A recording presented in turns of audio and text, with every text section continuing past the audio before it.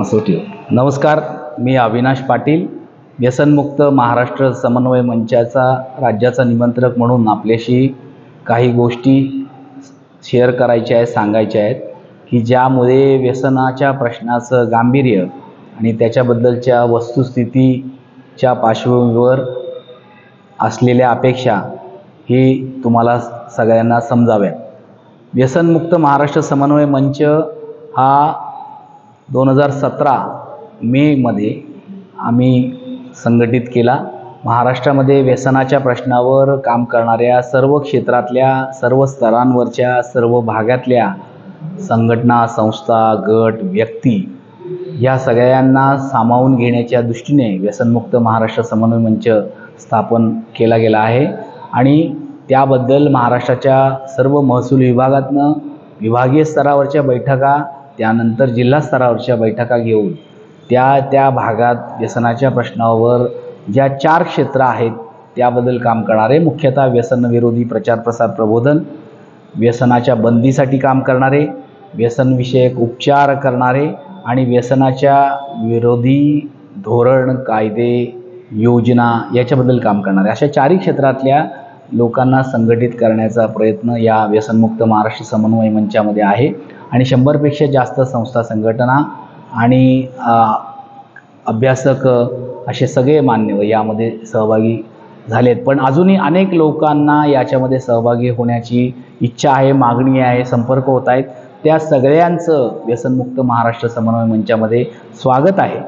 मला माझ्या फोनवर, माझ्या ईमेलवर आपण जरूर संपर्क करू शकता आणि आपल्या सगळ्यांना यामध्ये सहभागी करून घेणं आणि व्यसनाच्या प्रश्नावर एक बुलंद ताकद, लोकमानसाचा आवाज आणि अपेक्षा आपण या निमित्ताने पुढे आणणं आवश्यक आहे.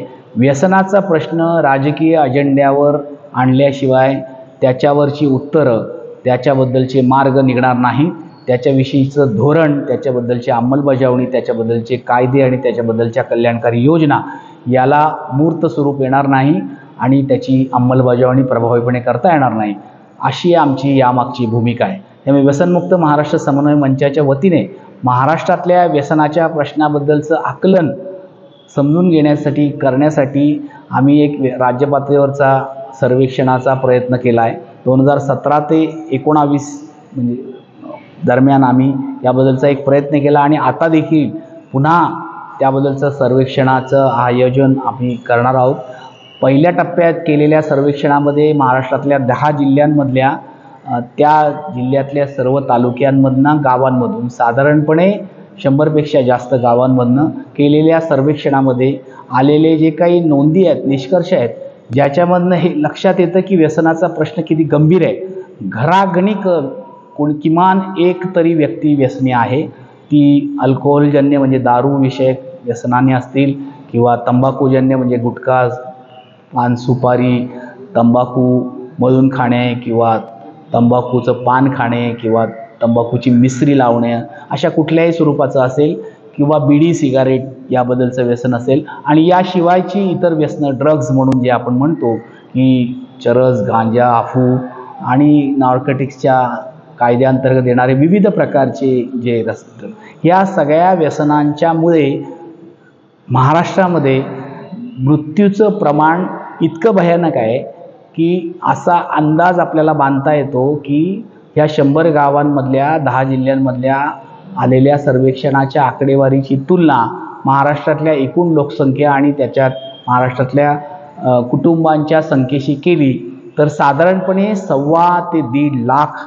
मृत्यू वर्षाला महाराष्ट्रामध्ये व्यसनाच्या कारणाने घडतात. इतकं मोठं प्रमाण, जे शेतकरी आत्महत्येच्या पेक्षा कैक जास्त आहे. इतकं गंभीर स्थिती आपल्यासमोर असताना आपण व्यसनाच्या प्रश्नाबद्दल किती गंभीर आहोत आणि किती याबद्दल दक्ष आहोत, जागरूक आहोत आणि आपल्या पुढच्या पिढीला, महासत्ता होण्याची स्वप्न बघणाऱ्या देशाला आणि महासत्तेचं स्वप्न ज्यांच्या खांद्यावर आपण ठेवून पुढे जाऊन म्हणतोय त्या युवा पिढीला व्यसनापासून परावृत्त करण्यासाठी आणि बालकुमार वयोगटातल्या पिढ्यांना व्यसनापासून दूर ठेवण्यासाठी, व्यसनविरोधी जनमत त्यांचं तयार करण्यासाठी आपल्याला बरंच काही करावं लागणार आहे आणि ते करण्यासाठी व्यसनमुक्त महाराष्ट्र समन्वय मंच स्वतःला कटिबद्ध मानतो. त्यामध्ये सहभागी असणाऱ्या संघटना, संस्था, गट, तज्ज्ञ, अभ्यासक, कार्यकर्ते ह्या सगळ्यांचा एकत्रितपणे हा प्रयत्न राहणार आहे. त्याच्या पाठीशी आपण उभे राहावं असं आवाहन या निमित्ताने करतो. जिंदाबाद.